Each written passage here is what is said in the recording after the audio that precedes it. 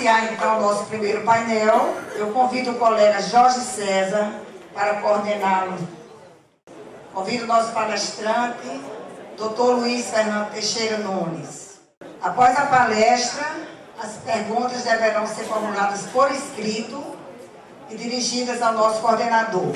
E já pedindo que permaneçam todos no auditório, porque será lançado com a presença do nosso secretário aqui, o nosso livro da Zebrinha. Muito obrigada e com a palavra o colega Jorge César. O Dr. Luiz Fernando Teixeira Nunes é formado em Engenharia Eletrônica. Ele possui uma especialização em Direito Processual Tributário. Foi delegado de julgamento da Receita Federal em Recife, Pernambuco, de 2007 a 2009. Também foi superintendente da Receita Federal na 4ª Região Fiscal, de 2009 a 2013. Atualmente, é o nosso secretário adjunto da Receita Federal do Brasil, que nos brindará com a sua palestra falando sobre a Receita de um modo geral das novas transformações e mudanças que estão sendo implementadas na gestão. Nós pretendemos abrir um espaço para questionamentos e perguntas. E nós vamos receber as perguntas sempre por escrito. Então, aqueles que quiserem fazer as suas perguntas e questionamentos interessados ao nosso palestrante, que o façam por escrito. Antes de iniciarmos a palestra, eu gostaria de convidar para fazer parte da mesa Denise Esteves, superintendente adjunta da 7ª Região Fiscal.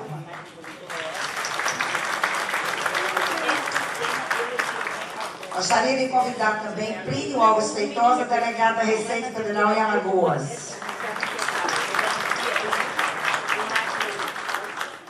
Convido a presidente da Anfip, colega Margarida Lopes de Araújo, para também fazer parte desta mesa. Essa prestigiosa mesa, eu já passo a palavra para o nosso palestrante, nosso colega e muito digno superintendente adjunto da Receita Federal do Brasil, Dr. Luiz Fernando. Muito obrigada. Muito bom dia a todos. Doutora Margarida, doutor Jorge, doutora Denise, doutor Plínio, demais colegas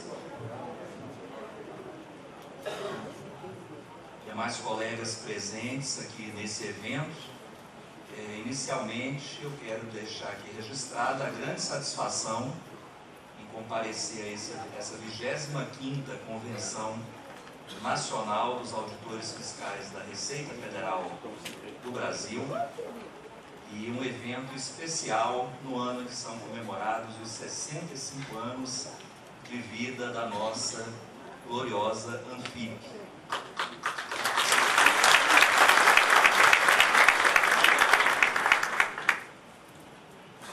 E além das diversas atividades que são promovidas nas áreas técnicas, na área de congraçamento daqueles colegas que são associados, a Anfip também tem um papel decisivo, uma importância decisiva na atuação no Congresso Nacional, em especial quando a pauta está associada à Previdência Social. A Anfip tem voz, a Anfip é ouvida, e a opinião da Anfip, os estudos elaborados pela Anfip, norteiam as discussões sobre essa matéria no Congresso Nacional e subsidiam a administração pública, inclusive a Receita Federal do Brasil.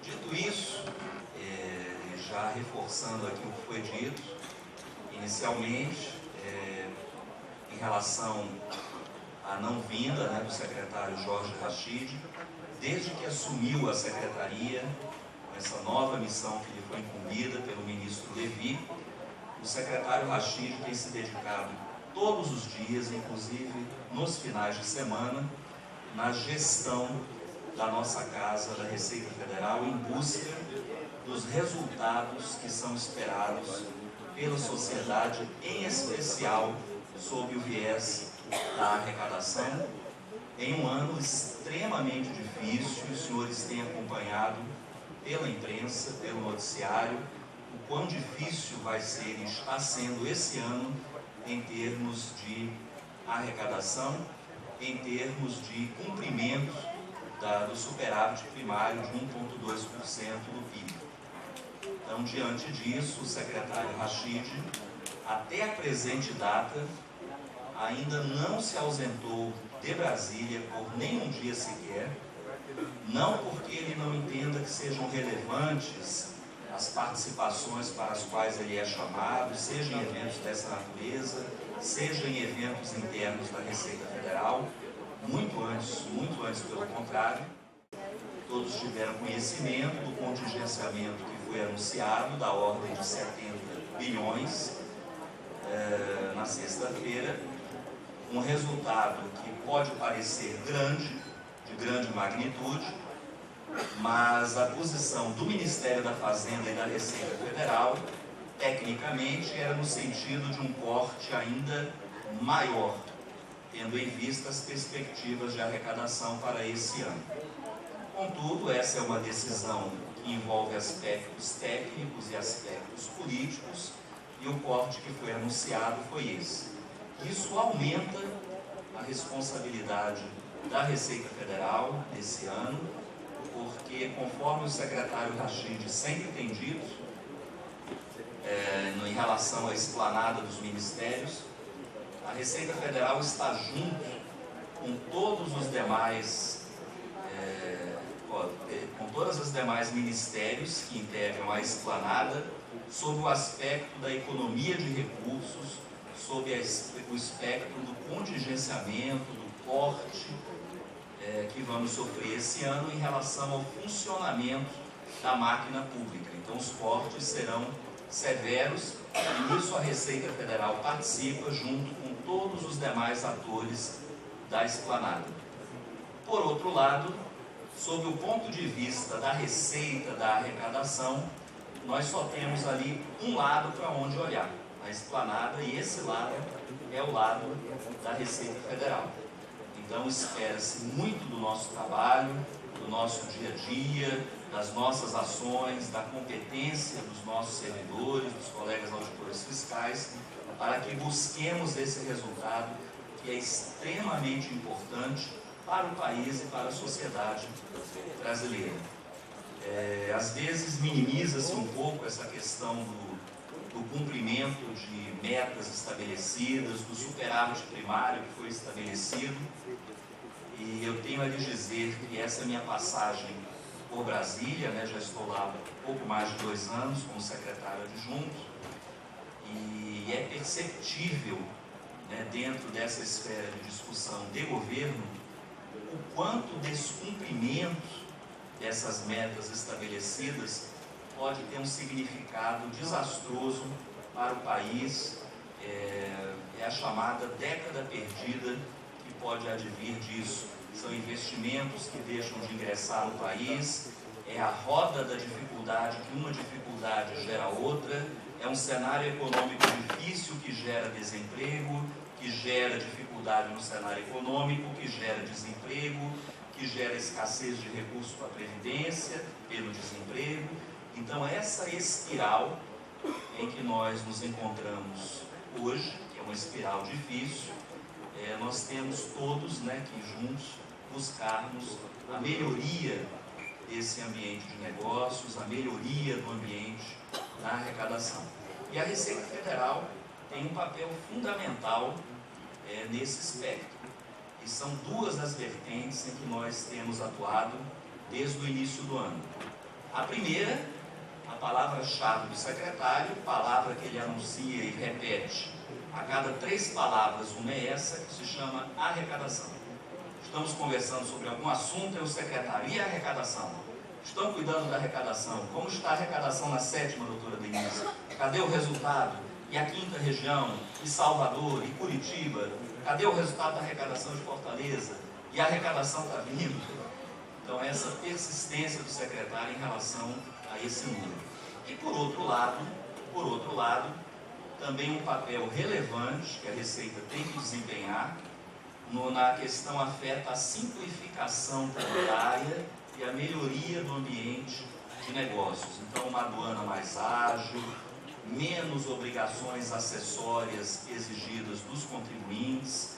Então, isso pode gerar um cenário positivo em termos de fluxo, em termos de abertura de empresas de forma mais rápida, fechamento de empresas de forma mais rápida, mercadorias que transitam nos portos e aeroportos sendo liberadas de uma forma mais rápida, com a segurança necessária. Então, esse papel também precisa ser exercido de forma ativa pela Receita Federal, porque isso influencia, sim, na melhoria do ambiente de negócios e, consequentemente, também na questão afeta a arrecadação. Bem, dito isso, eu vou aqui passar algumas questões para os senhores, afetas lá ao dia a dia da Receita Federal, apenas de forma exemplificativa. Todos sabemos o mundo que é a Receita Federal, e quando nós recebemos uma missão como esta que nos foi dada, de falar sobre a Receita Federal, então 300, 400 slides talvez fossem insuficientes, pela grande demanda e pelo grande espectro de linhas de atuação que nós temos na nossa Receita Federal. Nós vamos passar algumas coisas aqui, alguns grandes números, para mostrar o tamanho do nosso desafio. Bom, aqui, os senhores conhecem, são as chamadas grandes vertentes de atuação da Receita Federal, onde nós temos as nossas subsecretarias, que funcionam lá no órgão central, e isso se projeta nas superintendências e nas unidades locais da Receita. Bom, um primeiro ponto que nós estamos aqui destacando, e dentro daquela minha primeira fala, é essa questão da litigiosidade, São aqueles autos de infração que são lavrados, são as discussões nos processos, as discussões na esfera administrativa, as discussões na esfera judicial. Isso emperra a máquina pública, isso tumultua o ambiente no poder judiciário, isso gera uma insegurança para as empresas, para grandes empresas que querem trazer negócios para o país, por exemplo, se algumas questões de interpretação não estão muito bem definidas. Então, diante de um ambiente de insegurança, em que você não sabe se é para pagar ou não é para pagar, diante de uma polêmica dessa natureza, isso acaba prejudicando sensivelmente o ambiente de negócios.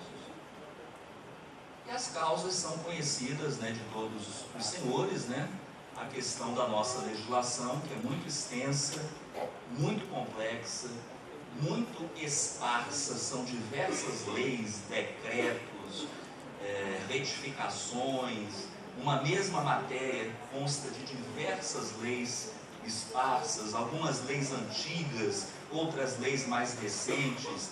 Isso eu estou falando no campo legal. Quando a gente entra no campo das instruções normativas, pareceres, portarias, então a dimensão é gigantesca. Se para nós, que trabalhamos na Receita Federal, não é fácil, responder uma pergunta de bate-pronto sobre alguma matéria, você tem que pensar um pouco, de repente você tem que dar uma estudada, não é de cabeça que vai saber tudo. Imaginemos como fica então do lado do contribuinte, em especial daqueles contribuintes de um porte médio, de um porte menor, que não tem uma estrutura de um grande escritório de advocacia ou de contabilidade. Então, essa dificuldade que internamente nós sentimos, o ambiente externo sente com uma dificuldade ainda maior. Essa questão do descompasso com padrões internacionais, nós temos algumas coisas muito típicas do Brasil, e a tributação sobre consumo é uma questão realmente interessante. Daí o ministro Levi está buscando incessantemente uma unificação na legislação do ICMS, embora difícil, embora num primeiro momento possa parecer inalcançável, mas ela é desejável, porque além do ambiente federal, nós temos todo um ambiente de cobrança nos estados. Então o efeito multiplicador da legislação torna ainda mais difícil para os contribuintes se adequarem no ambiente de conformidade.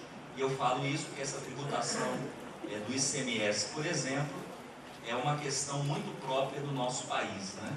Na grande maioria dos países, os mais desenvolvidos, você tem um grande IVA, né? E no Brasil nós temos essa peculiaridade de termos um tributo federal e tributos também de competência estadual, com cada estado também legislando em relação ao seu próprio tributo. Então, o cabedal de dificuldade, ele se avoluma ainda mais. A questão dos parcelamentos especiais, isso também gera o denominado litígio desnecessário, porque muitos contribuintes preferem manter a questão em litigiosidade, e aqui já é um outro tipo de contribuinte, à espera do novo parcelamento. Porque existem aquelas coisas, né, que virão, né? Então nós sabemos que a morte é inevitável e sabemos que o próximo parcelamento especial é inevitável também. Apesar das posições reiteradas da Receita Federal, do Ministério da Fazenda, mas a discussão dessa matéria, ela é no Legislativo. E aí, senhoras e senhores, em momento de dificuldade econômica, né, os parlamentares acabam sendo convencidos que um parcelamento, uma dilação do prazo para aqueles contribuintes é o melhor caminho. O que acontece? Isso vem sendo feito todo ano. Todo ano. Se isso é feito todo ano, os contribuintes percebem e se amoldam a essa nova situação. Então, se eu não pagar e manter o processo, manter a litigiosidade, talvez seja interessante, porque virá um parcelamento em condições favorecidas, sem multas, sem juros, em 5 anos, em 10 anos, em 20 anos. Inclusive, os clubes de futebol estão lá com uma pauta no Congresso Nacional, né, que está lá o projeto para ser votado, também na busca de um parcelamento especial. Quando a gente fala especial, é proposital, porque ele tem algumas benesses diferentes do tal parcelamento ordinário que nós chamamos, que é o que está previsto na lei de forma ordinária. Ele traz uma dilação maior do prazo, ele traz menos multas, menos juros. Então, nós temos aí os nossos clubes de futebol, no momento, pleiteando um parcelamento dessa natureza. Aí vocês veem o tamanho aqui do que gera esse litígio. Eu estou falando apenas da esfera administrativa. Percebam que aqui não tem o poder judiciário. A gente está na primeira instância da DRJ, a Receita, e a segunda instância no CARF, no Ministério da Fazenda. E olha o tamanho da conta em termos de processos a serem julgados e de crédito tributário que não pode ser exigível porque encontra-se com a sua exigibilidade suspensa por essa situação. A Receita tem trabalhado, né, nessa questão, uma tentativa de mitigar esses litígios. Uma iniciativa recente, inclusive há uma hoje na página da Receita, que dispõe sobre ganho de renda variável. Antes de publicar uma instrução normativa, a Receita disponibiliza na internet para acesso pela sociedade, para eventuais críticas, sugestões, aperfeiçoamentos. Então isso é uma forma que entendemos interessante. Você não é obrigado a recepcionar essas sugestões, mas é interessante que você antecipe o que a Receita Federal pretende dizer sobre determinada matéria, para que os interessados em relação àquela matéria possam de alguma forma procurar melhorar essa legislação. Isso é uma prática que ela vem sendo executada. A questão dos pareceres normativos, instruções normativas, isso aí não é questão nova. A questão dos processos eletrônicos, tanto para as consultas quanto os processos no contencioso, eles são todos digitalizados. Isso favorece o fluxo, a rapidez no trâmite, a distribuição, o julgamento desse processo ocorre de forma mais rápida. 100% daqueles processos que eu me referi na tela anterior estão digitalizados. Então a gente manda um processo hoje de Maceió para Brasília, aperta um botão, ele está em Brasília. O processo é julgado, você junta a decisão, o arquivo, dá um clique e o processo está de volta em Maceió. Então, de fato, você ganha tempo, você diminui custos e dá mais segurança, né, trabalhando dessa maneira, porque você evita também o que acontecia muito antigamente, a perda de volumes, a perda de folha de processo. Se está tudo digitalizado, está tudo o processo na sua íntegra, está preservado. E a questão da autorregularização. A autorregularização é um instrumento recente. Cada um de nós hoje já pode consultar o seu extrato da declaração de pessoa física entregue este ano. Já está disponível o extrato. E nesse extrato você consulta e verifica se já há alguma pendência. Então a autorregularização funciona para a declaração de pessoa física e para outras declarações. É quando a Receita, por batimentos internos, já detecta que há algum tipo de inconsistência e ela já aponta para o contribuinte.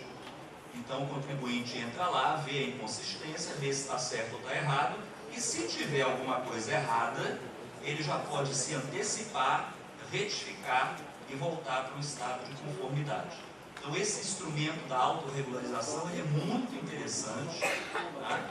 Porque ele evita muitos processos desnecessários, que são aqueles que os contribuintes cometiam erros, equívocos na declaração, por qualquer razão, mas isso gerava um auto de infração, o contribuinte tinha que se defender, ia para o contencioso, você demorava a ter o crédito ingressando em DARF, via DARF, e por esse instrumento de autorregularização, claro que para um determinado perfil de contribuintes, para um determinado perfil de declarações, você pode atacar sob essa via sem custos e evitando o processo. Portal Único do Comércio Exterior, muitos dos senhores já devem ter ouvido falar. Ele vem sendo capitaneado pela Receita, é um projeto de grande envergadura, mas ele é um projeto alçado à condição de estratégico para o governo federal. Então tem envolvimento da Casa Civil, da própria Presidência da República, do Ministério da Indústria e Comércio. E basicamente ele é um portal, então ali você consegue ter todas as informações sobre despachos, importação, exportação, os intervenientes podem ter acesso a essa plataforma, os diversos atores governamentais que atuam no fluxo de exportação e importação têm acesso a essa plataforma, óbvio, preservado as questões de perfil de cada órgão, de sigilo, evidente. Ninguém está abrindo tudo para todos, mas é um instrumento importante, principalmente para o contribuinte, porque ele pode ter, num único portal, todas as informações relativas àquela exportação ou importação que ele está procedendo. Então, em termos de simplificação, ela traz uma colaboração importante. O Siscomex Portal também, na mesma linha, ele é um portal que busca uma integração entre os diversos atores governamentais, busca a anexação eletrônica de documentos, o despacho antecipado sobre águas. O que seria isso, né? É antes de a mercadoria adentrar e atracar, né, via navios em território nacional, já ocorre esse chamado despacho antecipado. Informações que advêm da origem, informações que já são repassadas, documentos que são adiantados previamente. Isso já é trabalhado, então, aqui nas unidades da Receita Federal, e isso, então, agiliza o procedimento. Quando a mercadoria chega fisicamente, uma série de procedimentos que já foram adotados previamente fazem com que o tempo de permanência daquela mercadoria no recinto seja diminuído. Então nós buscamos ali a redução do tempo, a redução de custos dentro daquele ambiente que nós falávamos de simplificação, que também nós temos um papel relevante nesse aspecto. Eu trouxe o viés dos números, né? Que é o viés que o secretário gosta que a gente passe em relação a valor de crédito tributário lançado. Há uma aparente, eu falo uma aparente, redução no valor do crédito lançado pela fiscalização de 2013 para 2014, mas vocês verifiquem que de 12 para 13, na verdade, houve um salto muito expressivo, né? Existiram ali alguns lançamentos, não é, Inês? Alguns lançamentos muito atípicos que ocorreram na fiscalização naquele ano, daí a distorção de 12 para 13, Então 14, na verdade, se você comparar com os anos anteriores, 10, 11, ela vem num fluxo sempre crescente.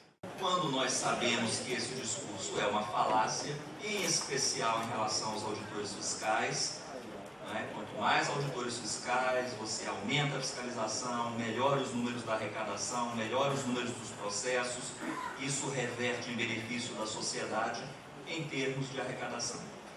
Então, mas é uma lógica perversa, a doutora Margarida sabe que o ambiente do Ministério do Planejamento é um ambiente difícil para essa discussão de concursos públicos e isso até dos excedentes, muito embora o dos excedentes, está no gatilho, mas a luta é impressionante para você convencer pessoas que se você tem uma aposentadoria de auditores fiscais ano de 600 por ano, e você mal consegue colocar 200 entrando naquele ano, e ainda isso é negado, então vejam que é uma perspectiva que eu diria sombria. Mas a autorização de concurso, aí o pessoal pergunta, mas por que a Receita não faz concurso? Por que a Receita não quer fazer concurso?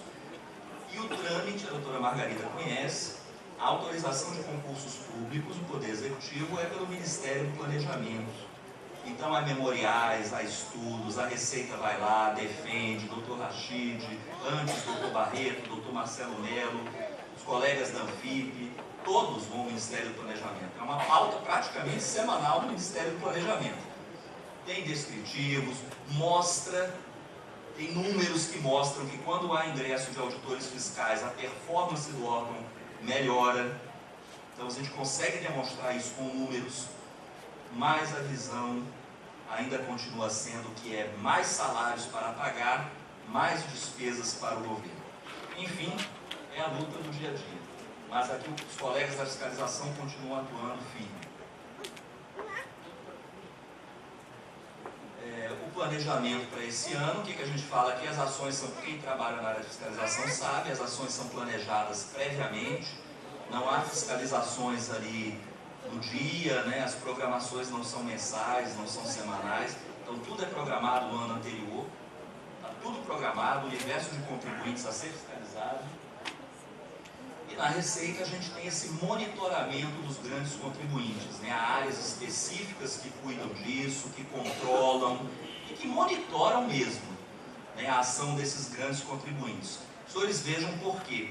Eles representam uma parcela ínfima em termos percentuais do total de contribuintes do país, mas, por outro lado, eles representam um potencial de arrecadação muito expressivo. O que a gente quer dizer com isso?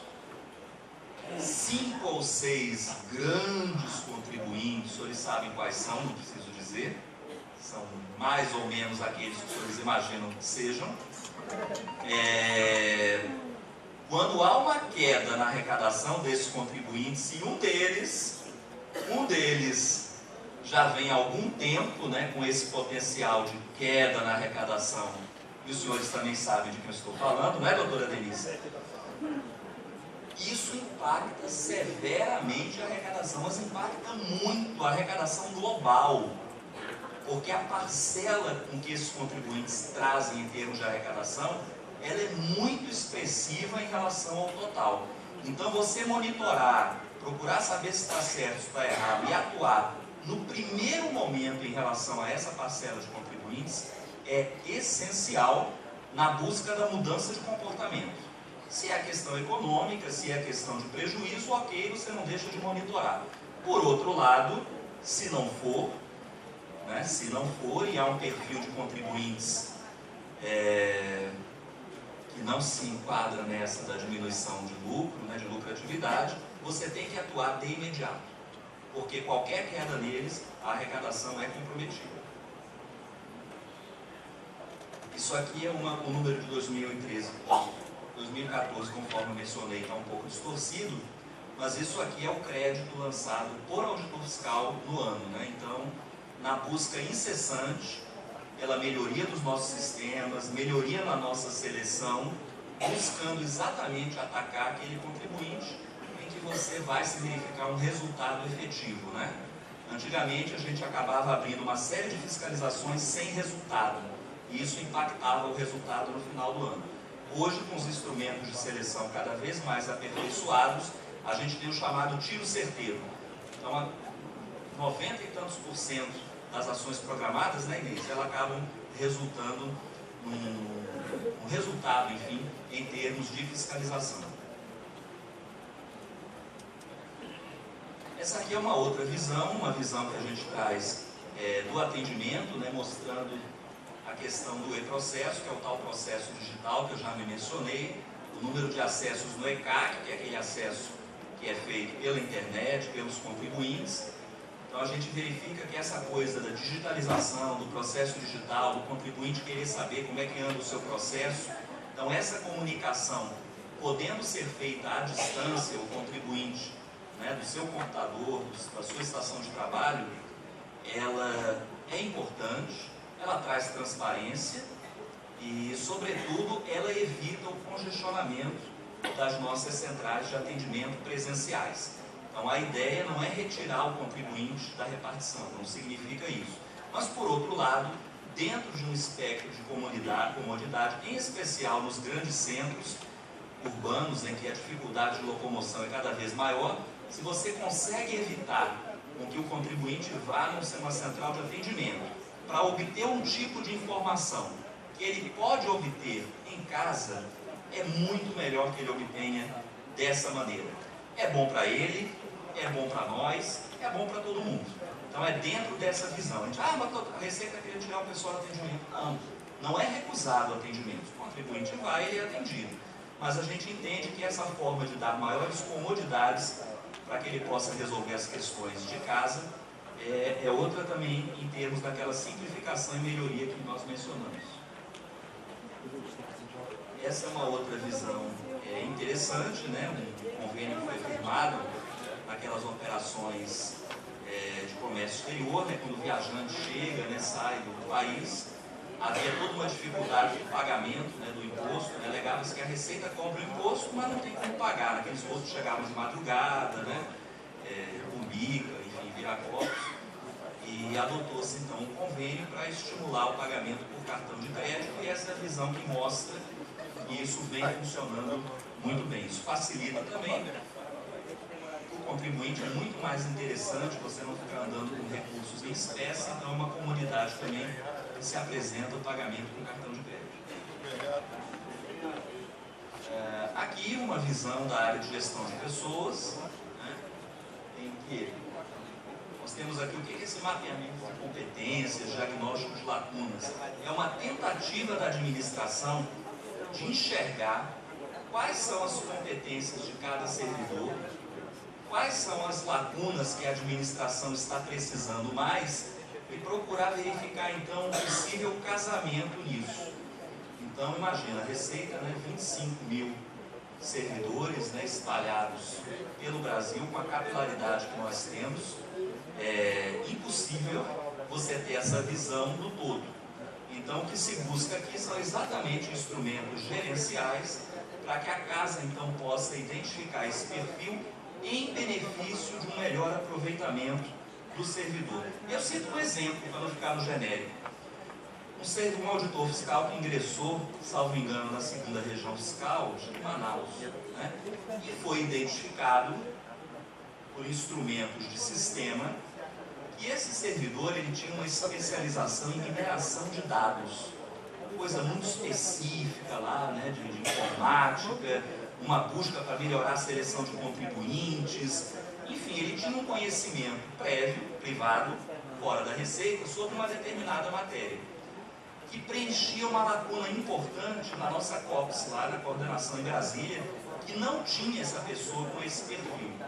Identificou-se, procurou-se ver o interesse do servidor em trabalhar nessa área específica que a Receita precisava e não tinha, fez o contato e esse servidor então migrou para trabalhar na COPS. Então você agregou o perfil prévio do servidor, ele trabalhando numa coisa que ele gosta, e isso é bom para a Receita Federal, que também tinha uma lacuna importante naquela área, e para a Receita Federal também é bom. Então, claro, nem sempre é possível você fazer esse jogo, né? Às vezes determinado perfil, né, a demanda não é tão grande. Mas sempre que possível, você procurar fazer esse mapeamento para que o servidor possa ser melhor aproveitado dentro do órgão. Aqui algumas questões, né, que também estão na pauta da área de gestão de pessoas. Cito esse programa de preparação para a aposentadoria, que é uma coisa muito interessante. Nem todos, muitos dos senhores que estão aqui presentes e o estão, porque se prepararam certamente para se aposentar. E quando a gente fala nessa preparação, nós que somos a administração, os senhores não têm ideia de como para alguns servidores esse passo ele é quase que intransponível. Você está envolvido de tal forma com o trabalho, e só com o trabalho, que você não consegue. E quando faz, a gente teve um caso de uma colega que se aposentou e pediu reversão com 3 meses, já estava aflita, querendo pedir para voltar para trabalhar com o processo, né, formalizando o processo de reversão. Então os senhores vejam que parece que é uma coisa estranha, né? Mas a pessoa vai passear, né? Sabe que passear, a pessoa vai ver de passeio, né? A pessoa vai viajar, eu acho engraçado viajar, né? Eu sou virginiano, eu sou bem objetivo, mas assim, eu vou ficar viajando o ano inteiro?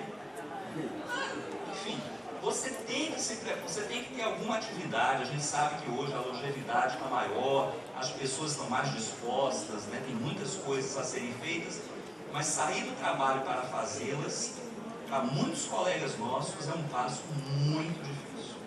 Então existe um programa, existe um curso para aqueles servidores que estão na iminência de se aposentar, que eles possam então ir trabalhando com pessoas da área, evidentemente, se preparando para esse outro momento.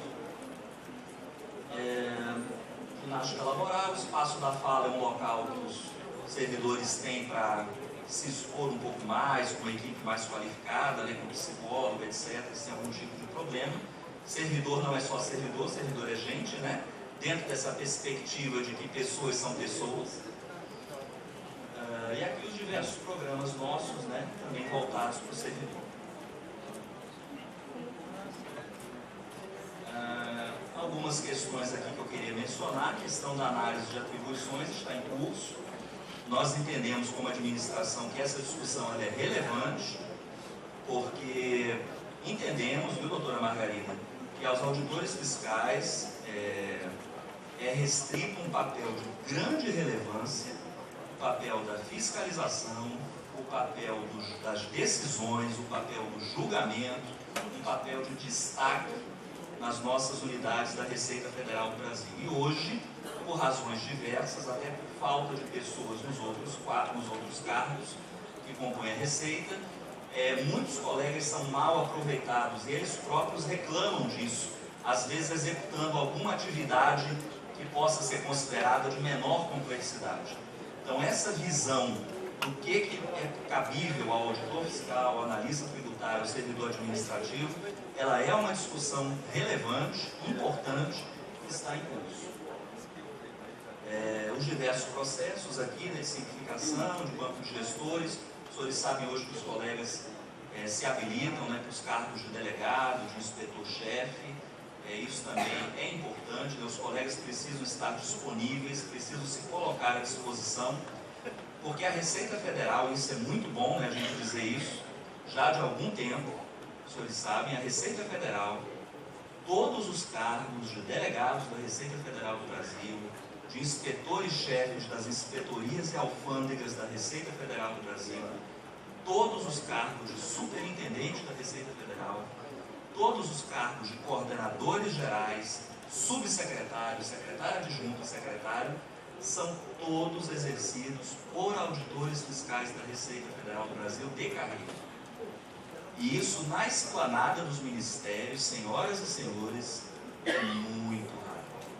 É muito raro. E isso é importante porque mantém o perfil técnico, mantém o foco no técnico, não tem indicação política. Tem pedidos que são solenemente negados, de uma forma simpática, evidente. Mas deputado, não peça um negócio desse. Deputado, vamos tratar do assunto que o senhor veio tratar aqui. Mas senador, não, senador, vamos deixar esse assunto. Não toque nesse assunto, isso não é um bom assunto. Então não precisa ser um não peremptório, mas as autoridades de fora da Receita, os parlamentares em especial, compreendem e saem de lá com a indicação que eles levaram. Até porque eu sou da seguinte opinião: uma indicação dessa natureza é uma desindicação, né? Por que será que é dessa forma, né? Ora, não tem almoço grátis, eu também sou da teoria que não tem almoço grátis, então de graça não deve ser. E se não é de graça, é muito embaraçoso, é no mínimo muito embaraçoso, porque terá um preço, pode ser pequeno, pode ser alto, e nós não temos que pagar preço nenhum, né? A gente trabalha tudo sem preço. Pronto, senhores, eram essas as palavras que eu queria aqui trazer para vocês, né?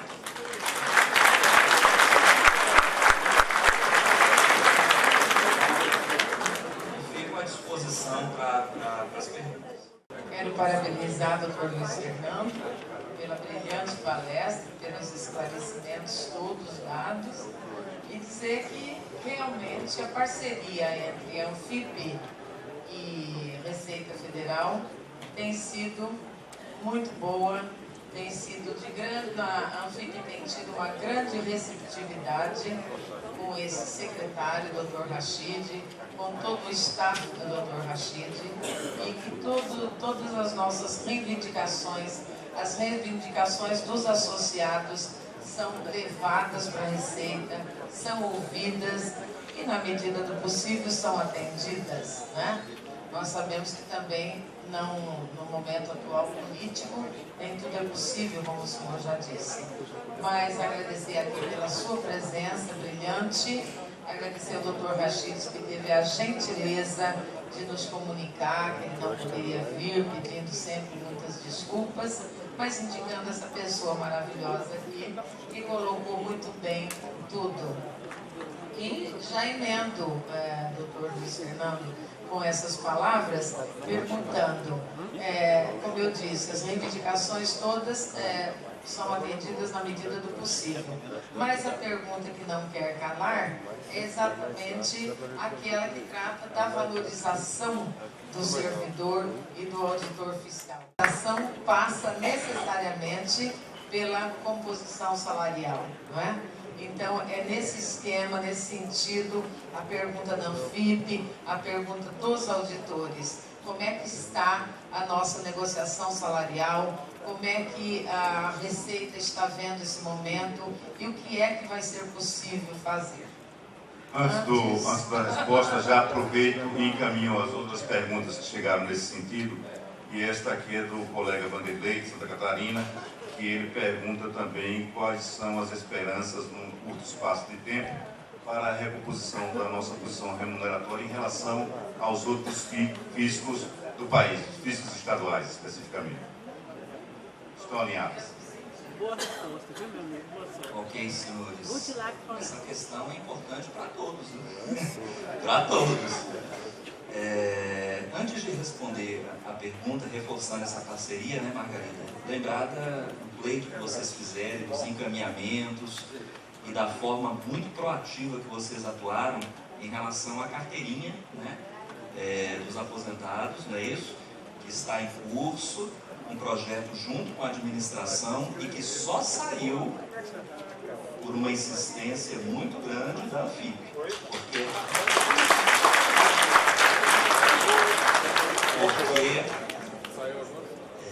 porque haviam travas severas, normativas internas, né? Mas que elas foram superadas pelo secretário, enfim, exatamente, por fundação. Outra questão, essa questão do salário, né? Olha, sendo muito honesto e repetindo o discurso que o Dr. Rachid tem feito, esse ano, claro, situações isoladas podem ocorrer no ambiente legislativo, mas a nível de poder executivo federal, de ouvir pleitos, de maturar pleitos e se trabalhar para perspectivas de 2016. Né? Em 2015, o espaço fiscal para reajustes salariais, eu falo pelo Poder Executivo. Ele é zero dentro de uma visão que não há recursos. Não há recursos para essa finalidade.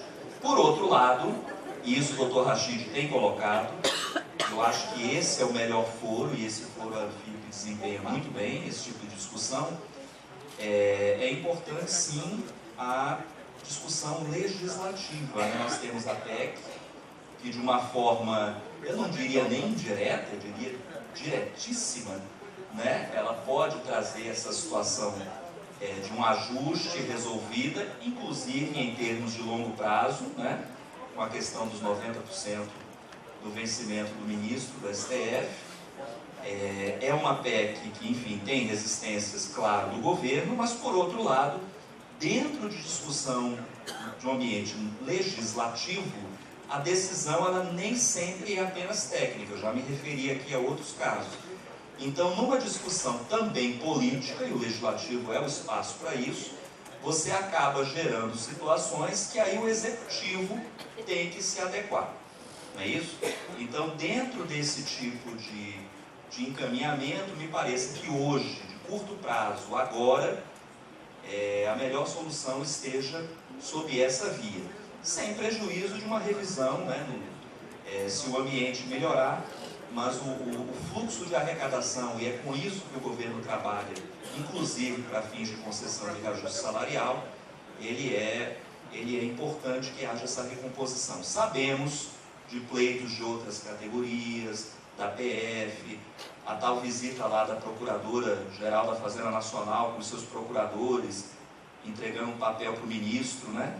Todo mundo tomou conhecimento e pediu para o secretário fazer a mesma coisa. Aqui em off, o secretário disse que não vai, em off bem geral, o secretário disse que não vai fazer o que a Procuradoria fez, que é entregar um papel para o ministro numa articulação combinada de 5 minutos para tirar uma foto. Ele disse que não precisa disso. E a Receita e os auditores não precisam disso. E de fato foi o que ocorreu, tá certo? Então a gente às vezes vê a cena, né? Mas na verdade não é bem aquilo. É uma coisa, olha, o senhor fica aqui, a gente tira uma foto, o senhor finge que recebeu, a gente finge que deu, a gente publica e estamos resolvidos. E assim, o ambiente para a Procuradoria, para a carreira da AGU, para a Polícia Federal, para a Receita Federal, para reajuste esse ano é um ambiente difícil, por isso que todos eles, inclusive esses outros que eu mencionei, estão também lá no ambiente de discussão das PECs respectivas, né? Porque hoje é o melhor caminho. Agora, a questão de estarmos em 24º, não é isso? Entre os físicos, isso o secretário, o ministro da Fazenda tem conhecimento. Aquele memorial que foi elaborado, eu estive presente, o secretário entregou, não tirou aquela foto, não expôs o ministro, mas explicou para o ministro a situação que está hoje, a defasagem que existe.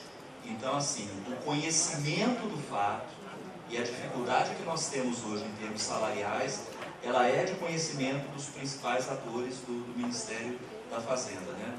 O secretário executivo e o ministro. Também chegaram, eu quero apenas citar as perguntas do Carlos Alberto de Santa Catarina e também do Marcelo Belchior de Alagoas, que fizeram perguntas nesse mesmo sentido e acredito que essas perguntas estão respondidas. Só citei as pessoas que questionaram. E só um minutinho, Jorge, só para completar, dentro daquela questão que eu coloquei antes do concurso público, é semelhante aqui. A Receita, como é um órgão integrante do Poder Executivo, nós não podemos decidir o nosso reajuste, né? Nós queremos um aumento, nós vamos publicar esse aumento, não funciona assim. Você tem que passar por toda a discussão com Casa Civil, Ministério do Planejamento, existe uma Secretaria de Recursos Humanos no Ministério do Planejamento, então o ambiente é esse. E são essas as pessoas que autorizam ou não autorizam no Poder Executivo. O pleito da Receita, a inconformidade, os números, eles existem e são postos, tal como eu falei do concurso público. A situação é a mesma. Só que o viés é sempre de não há recursos, que é a resposta do MPOC. Nós temos mais aqui 3 perguntas que estão na mesma linha. Vou citar uma do Márcio Guerra, do Paraná, que trata também do número de auditores, né, que fala sobre o número de servidores na Receita hoje é insuficiente, Ele disse que nós temos 31 mil servidores e qual seria o número ideal. Uma outra na mesma linha, servidores do modo geral, sim. A Maria do Carmo, também do Rio Grande do Sul, que fala o prazo de validade do concurso está se esgotando e quais são as perspectivas para a chamada imediata desses auditores. Então já foi tratado, mas a Rosana também... Perspectivas são boas. A Rosana do Rio de Janeiro também, ela vai na mesma linha de pergunta a respeito da previsão de novos concursos para a carreira de auditor fiscal. É isso? Então são 3 nessa mesma linha. Concurso, prazo, se o número é suficiente. A Rosana questiona também a política de capacitação. Bem, senhores, a questão do número, né? Muito é pouco, claro que a gente percebe no trabalho que é insuficiente, mas aí um pouco esse estudo do mapeamento, ele quer demonstrar isso, né? Dos processos de atribuições. É o que cada um faz e qual é o tamanho da lacuna. E qual é o tamanho dessa lacuna. Porque hoje nós só sabemos que é insuficiente, percebe? A gente sente que é insuficiente, mas por outro lado, quanto vai resolver? 1.000, 2.000, 3.000, 10.000, 500, o número atual está bom, é só ajustar melhor. Então a resposta a essa pergunta, a administração hoje não tem esse número. Por isso que nós estamos concluindo até julho esse mapeamento, né, para entender quais são os processos que rodam na Receita, quais são os cargos que atuam em cada um desses processos e o que está faltando para completar essas lacunas. Aí a gente vai ter o número com exatidão. Agora que, de fato, há necessidade de ingresso de novos, isso não resta dúvida. Precisamos apenas quantificá-lo. A questão Qual foi a pergunta? A Rosana, capacitação. Não, a validade. Não, olha, a priorização, os senhores sabem já de algum tempo, a gente vai cortando, né, algumas despesas, cada ano a gente corta mais, mas normalmente a gente tem procurado preservar as ações de capacitação, porque entende-se que sem elas nós não conseguimos dar os saltos necessários. A gente desmotiva os servidores, a gente faz com que, enfim, a informação que é necessária chegar a eles, ela não aconteça, e isso tende a fazer com que o órgão perca em performance. Então, normalmente, as ações de capacitação, elas são preservadas e nós economizamos aí o máximo possível nas outras rubricas, né? Inclusive diárias e passagens, com a utilização hoje do acesso remoto, de videoconferências, etc.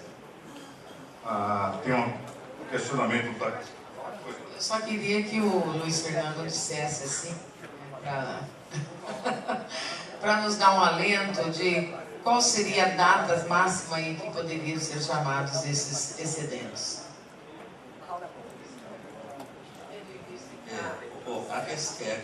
A gente sabe que o prazo está bastante curto, né?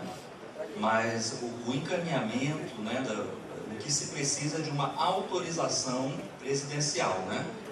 Precisa de uma autorização presidencial, o chamamento desse... Mas a questão está bem encaminhada, ela já saiu do Ministério da Fazenda com todos os de acordos e está na Casa Civil com sinalização do de acordo. Então vamos dizer assim, as pessoas combinaram o trâmite e apesar de a gente ter exiguidade no tempo, está se trabalhando sim com o ingresso desses excedentes dentro do prazo. Inclusive o secretário tem monitorado pessoalmente essa questão, porque claro, como depende de um despacho da Presidenta da República, autorizando expressamente, que a lei prevê a possibilidade, né? Mas no momento do chamar efetivamente esses excedentes, nesse ou em qualquer outro concurso, precisa de um de acordo expresso da Presidenta da República. Mas os canais, eles estão armados, estão alinhados, e por isso já está na Casa Civil, para que isso ocorra o mais breve possível. Luiz Fernando, porque a Anfip tem um bom trânsito dentro da Casa Civil também. Se seria bom a Anfip também trabalhar nesse sentido dentro da Casa Civil?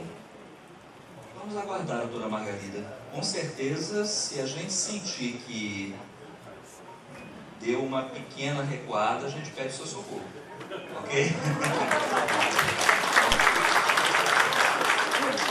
Tem um questionamento aqui ao nosso secretário adjunto, que ele é feito pela Elza Geralda, lá de Juiz de Fora, Minas Gerais. Eu vou ler na íntegra. Gostaríamos de saber se o senhor Rachid reconhece que a categoria está mobilizada pela valorização da carreira de auditor fiscal. Se ele sabe que hoje, 25 de maio, os computadores da Receita Federal do Brasil estão desligados. Ele sabe. Ele sabe. Essas questões afetas ao movimento reivindicatório, o secretário ele é muito receptivo a essas demandas. Os colegas da Anfip sabem disso, recebe eu inúmeras vezes, tanto a Anfip quanto o Sindifisco, para tratar dessa matéria, né? Enfim, com os passos que viriam, isso ainda antes da deflagração propriamente dita da operação. É isso, né? O que o secretário tem procurado demonstrar é que internamente, em termos de Receita Federal, de Poder Executivo, os movimentos têm sido dados, os encaminhamentos têm sido dados, os números têm sido apresentados. Não é uma decisão da Receita Federal, não é uma decisão da Receita. Isso é muito importante que a gente saiba. O secretário tem voz, mas um secretário não consegue decidir por um concurso com 1000 vagas para auditor fiscal. O secretário não consegue decidir por um reajuste de X% para a categoria dos auditores. O secretário não consegue impedir a concessão de um parcelamento especial.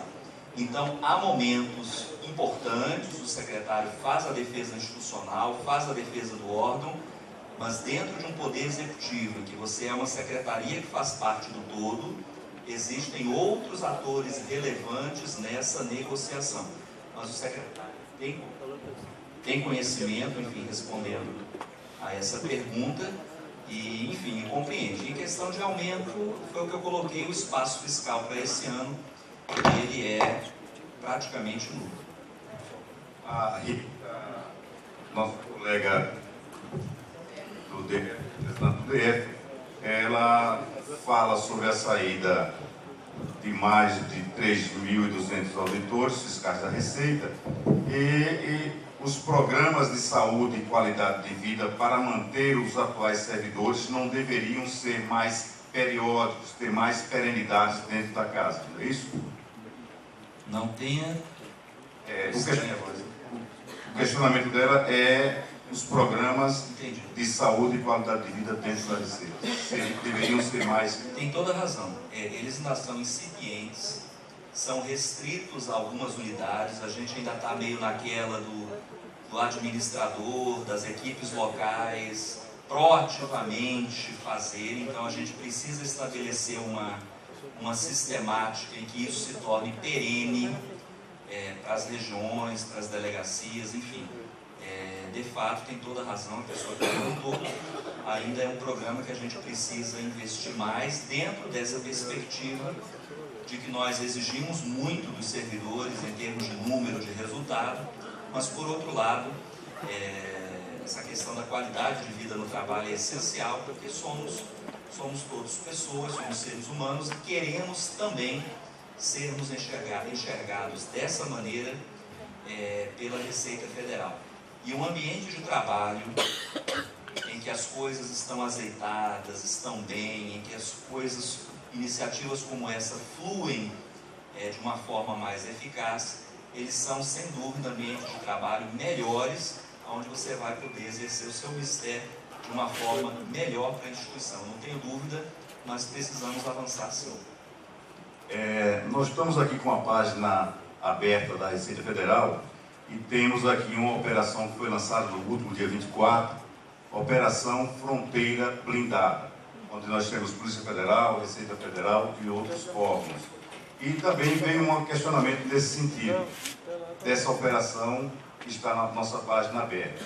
O colega José Carlos da Silva de Niterói pergunta: sabe-se que hoje mídia vale muito Porque o trabalho do auditor fiscal não é divulgado quando atua junto com a Polícia Federal. Só aparece, ou melhor, se é divulgado o trabalho da polícia. Tem toda a razão, e a resposta eu vou procurar ser bem simples. As iniciativas tendentes dos gestores da Receita Federal que estão à frente dessas operações, não tenham dúvida, elas buscam esclarecer previamente, no dia da coletiva lá do CARF, daquela Operação Zelotes, eu frisei durante 10 minutos, do jeitinho que eu falei aí para vocês, que CARF não é Receita Federal, que CARF é uma estrutura do Ministério, que a gente tinha certeza que eles iam falar que é o Conselho da Receita, corrupção na Receita. Mas eles falaram do mesmo jeito. Então é assim, é inacreditável como as pessoas... Eu não estou dizendo que é culpa da imprensa, né? Não tinha uma personagem do humorístico antigamente que falava, é culpa do governo, né? A culpa é da imprensa. Mas a imprensa tem uma dificuldade para eles. Essas coisas policialescas têm a ver com polícia. Então é um trabalho que as nossas assessorias de imprensa, elas têm que ser de miudinho, do dia a dia, de convencimento, de explicar. Mas as ações, elas são divulgadas, as notas conjuntas, vocês podem perceber, todas elas têm a Receita Federal.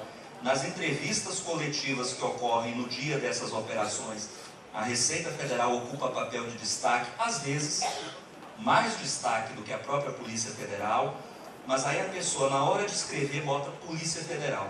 Teve uma recente, eu até perguntei aqui para o coordenador da COPEI, saiu esse fim de semana, aquela lá do Hotel Nacional, aquela fraude lá com Wagner Canhedo, aí fala que foi uma operação conjunta da Polícia Federal com os fiscais da PFN.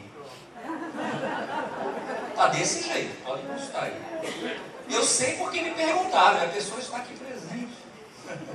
Dr. Edmundo Tojal. E eu digo, mas o que é isso? Aí eu também não entendi, perguntei, aí o meu coordenador, Luiz, eu também não sei do que se trata, mas vocês, os senhores vejam, aí o pessoal da PFN deve ter ficado chateado, né? Ah, mas eu sou fiscal agora da PFN. Mas assim, operação que envolve esses carros, essa coisa, a imprensa associa como a polícia prendeu, tem aquela coisa do prender, né? Quem prende é a polícia. A polícia prendeu, a polícia bateu. Para o bem ou para o mal, é polícia, né? Mas é importante a gente reforçar esses canais de esclarecimento. Antigamente, eu posso fazer até um meia-culpa aqui em nome de toda a Receita, antigamente a Receita fugia disso. Não queria saber se é coisa que não me afeta, não, né? Sigilo, né? Não vou poder falar nada, então nem vou para a coletiva, não posso aparecer porque não posso falar nada. Essa era uma visão lá atrás. Hoje a gente participa antes, participa durante, participa da coletiva, participa das notas, participa das reuniões, fala para a imprensa, mas aí eles escrevem a Polícia Federal. Essa é a realidade. Precisamos trabalhar mais nisso, junto à imprensa, para esclarecer melhor para a sociedade. Tem uma pergunta aqui que chegou agora, mas antes dessa que chegou, que diz respeito à política da Receita Federal, ela é da Rose do Pará. Qual a política da Receita Federal quanto à extensão desse trabalho à distância, o teletrabalho, por meio de acesso remoto, considerando que o governo tem priorizado o corte de gasto? É sabido que esse tipo de trabalho tem representado os resultados positivos. O tipo de trabalho que é colocado dessa forma, ele é trabalhado a nível das subsecretarias, isso é muito delicado. Porque, novamente, não é uma decisão da Receita, né? Tornar aquele tipo de atividade apta ao exercício via teletrabalho é uma decisão do ministro. E o ministro anterior, inclusive, ele devolveu várias vezes a portaria das DRJs, porque não estava convencido. Porque, basicamente, a métrica tem que estar muito bem definida. As autoridades, a gente sabe que não é assim, mas eu não estou falando pelo que, eu estou falando como que precisa mostrar para os outros. Você precisa mostrar para os outros e convencê-los de que esta atividade, do jeito que está posta, ela leva X horas para ser executada e que você então vai trabalhar em casa dentro daquelas X horas, das cento e tantas horas por mês, e aquilo ali é igual a isso. Se isso não ficar uma linha de mão dupla muito bem demonstrada, passa-se a impressão para esses atores de fora que você só quer um meio para trabalhar menos, para fugir do chefe. Repito, não é que seja assim, mas é o que parece ser. Não pode só ser, tem que parecer. Tem que ser e parecer. E para a gente é bom também, porque não tem que ficar aquela coisa como se a gente quisesse dar um jeitinho. Então são poucos processos, a tendência a aumentar. Tudo isso foi comentado pela colega aqui, ela tem razão. A gente tem que buscar esse elemento cada vez mais. Em especial, eu falo nos grandes centros, porque nos grandes centros você perde 1h30 para ir, 1h30 para voltar, não é isso? Cidades como Rio, São Paulo, né? Recife eu levava 1h30 para chegar no trabalho, 1h30, enfim. É uma perda de tempo, de energia, que você podia se dedicar para uma atividade. Agora, essa métrica, repito, ela é dessa forma, é essa conta que tem que fechar, quem tem que ser convencido é o ministro, ele autoriza, e aí internamente a gente vai colocando aquilo como atividade passível de ser exercida por teletrabalho. Aonde não tem métrica, essa conta não bate, tal atividade é tantas horas, no momento é impossível esse tipo de execução desse tipo de atividade. Ok. Aproveitar uma pergunta agora da mesa. A mesa vai ter direito de se pronunciar fazendo uma pergunta. O senhor falou na legislação esparsa da Receita Federal, essa dificuldade de ter essa compilação, e nos nossos trabalhos aqui nesta convenção foi apresentada uma tese do colega do Espírito Santo, Paulo Nicolau, no sentido de que pudéssemos aprimorar o Zebrinha. O nosso colega Vanderlei, que é afeto a essa área de assuntos fiscais, está trabalhando com isso, tem uma equipe trabalhando, a fundação trabalhando, então isso demonstra a preocupação que nós temos nesse trabalho de convenção e assuntos de interesses gerais e interesse também de melhorar o fluxo, de melhorar o trabalho do auditor fiscal na ponta.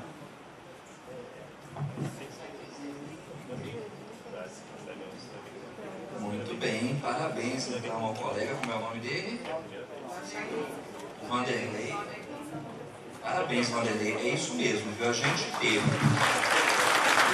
Nós aguardamos este momento da convenção para partilhar com todos vocês o lançamento desse Zebrinha. O colega Vanderlei foi o coordenador do trabalho, que aqui está para participar do lançamento.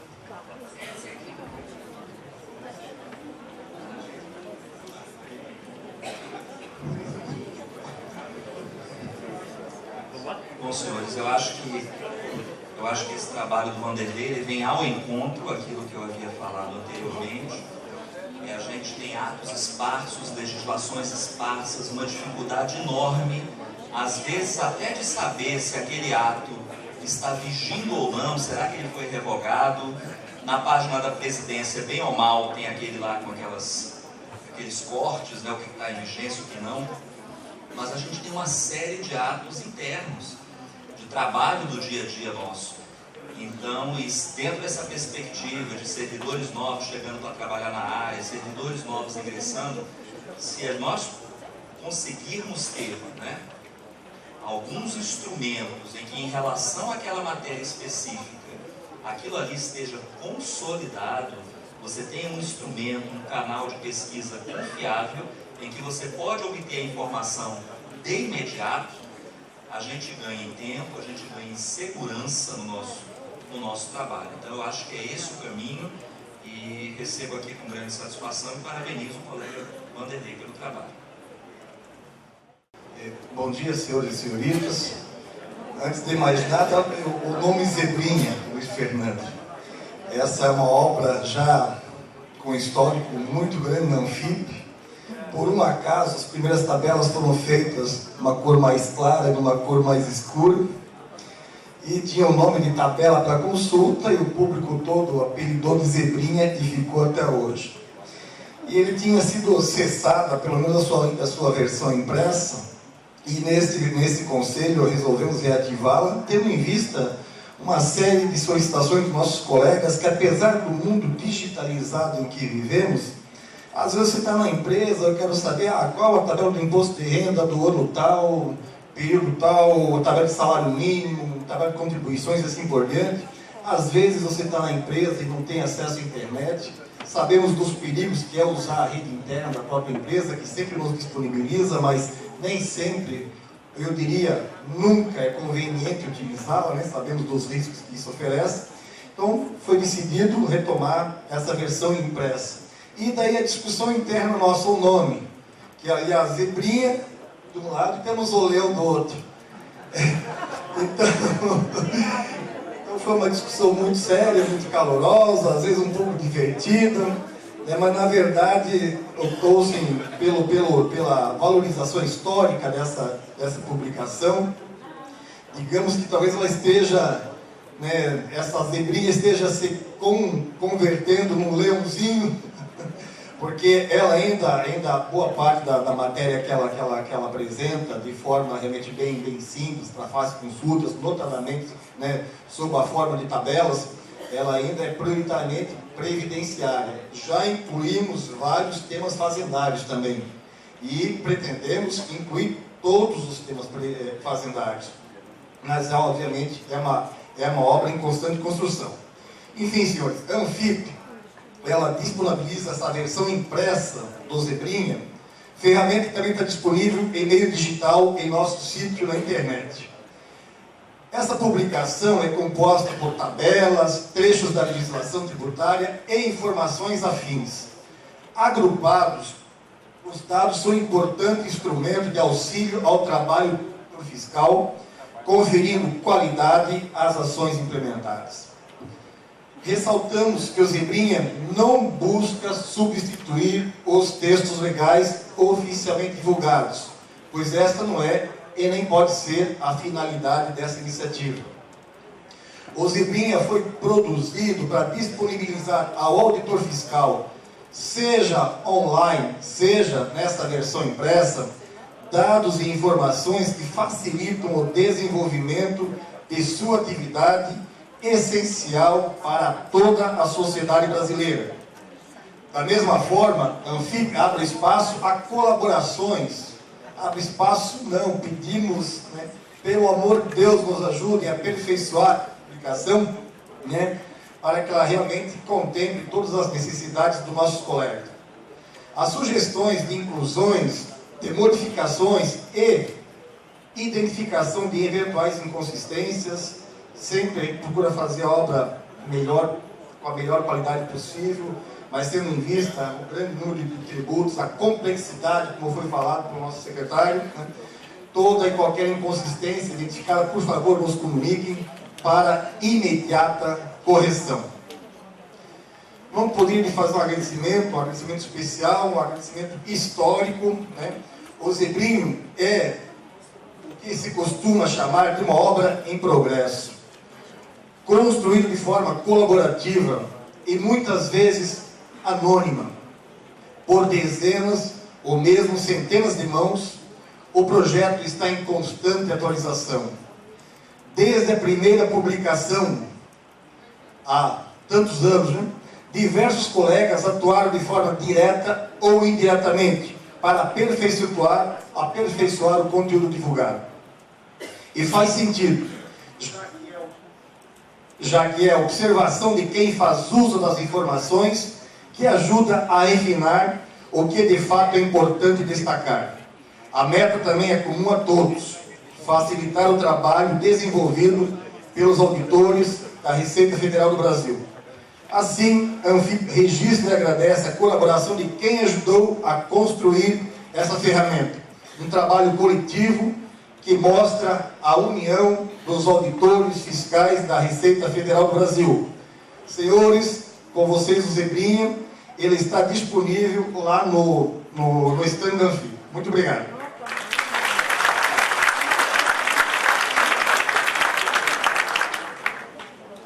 Quero convidar o nosso querido Dr. Luiz Fernando Teixeira Nunes. Senhores, tenho um anúncio a fazer de muita alegria para a nossa Anfip. Todos da mesa são associados da Anfip. Pelo menos não eram até agora. Mas agora vamos completar todos da mesa associados da Anfip, com o Dr. Luiz Fernando se associando à nossa Anfip nesse momento.